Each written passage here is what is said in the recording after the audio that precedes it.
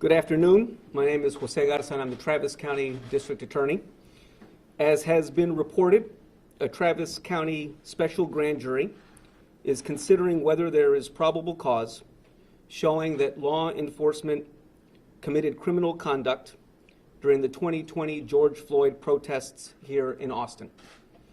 Today we will give you several updates related to that inquiry. First, the special grand jury considering these matters has concluded its work. Although we are prohibited by law from discussing those proceedings or disclosing specific information about the grand jury's decisions, we do anticipate that multiple indictments will be forthcoming in the days ahead. If indictments are issued under state law, we will be prohibited from disclosing the existence of that indictment until the person indicted is booked through the intake process of the county jail. Second, I want to remind you that an indictment handed down by a grand jury is a preliminary decision that probable cause exists to believe a crime was committed. It is not a statement as to the guilt or innocence of any person indicted. That determination will not be made until much later in the process, and until then, any person who may be indicted is presumed innocent. A thorough investigation was conducted before our office's presentation to the grand jury.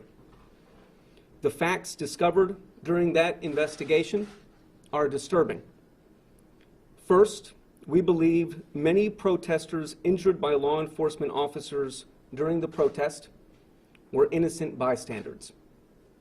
We also believe that the overwhelming majority of victims in the incidents that were investigated suffered significant and lasting injuries. Those injuries include significant and serious injuries to the head, face, and body. Some will never fully recover.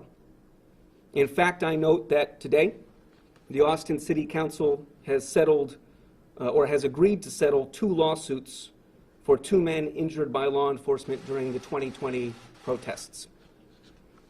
Finally, based on that investigation, we know that the majority of victims were injured by a deadly weapon capable of causing serious bodily injury and death.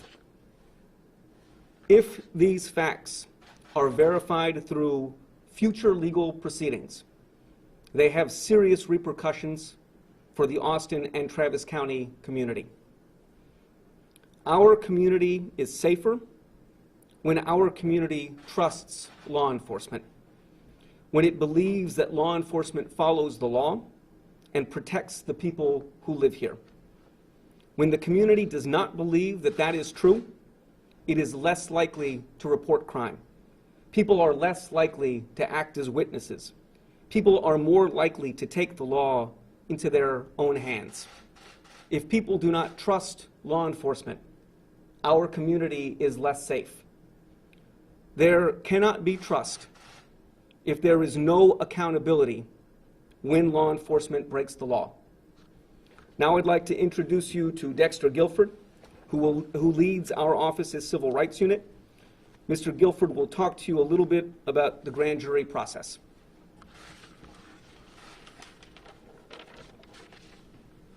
Thank you, D.A. Garza. Good afternoon. My name is Dexter Guilford.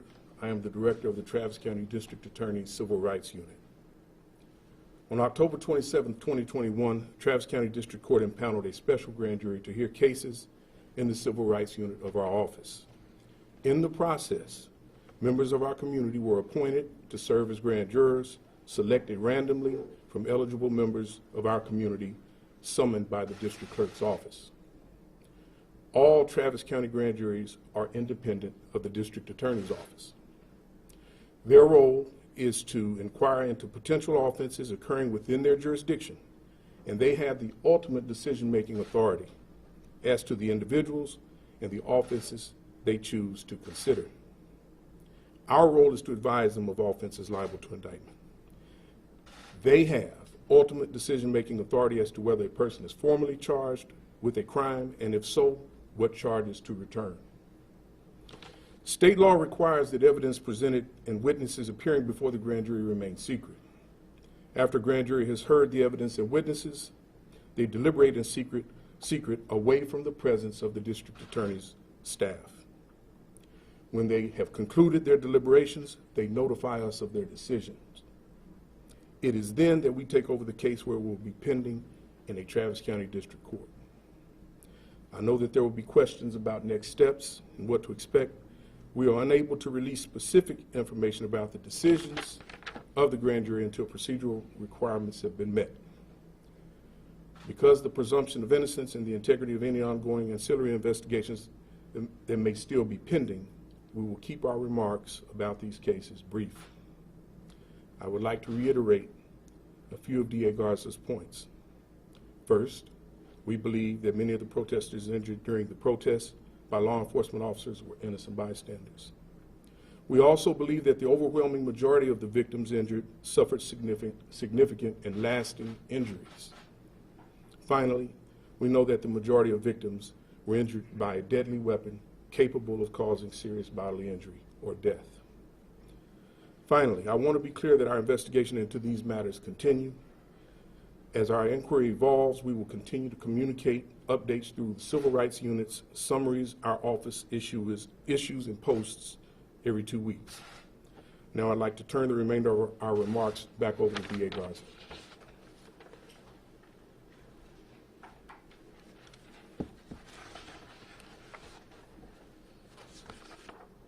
Thank you, Dexter. I want to address one final topic. There are some people in this community and across the state who insist that there must never be accountability for law enforcement if they break the law. Some of them have already suggested that our office's review of the 2020 protests have been biased, and that we are targeting police while letting others off scot-free. That could not be further from the truth, and it is time to put that nonsense to bed. First, the information that our office presents to the grand jury in all cases is complete and balanced. Second, our office prosecuted 33 cases against people who engaged in criminal conduct during the protest, including 11 cases that are still pending. Our office investigates and prosecutes any person who causes harm in our community, regardless of who causes it. Thank you so much for your time. That concludes our press conference this afternoon.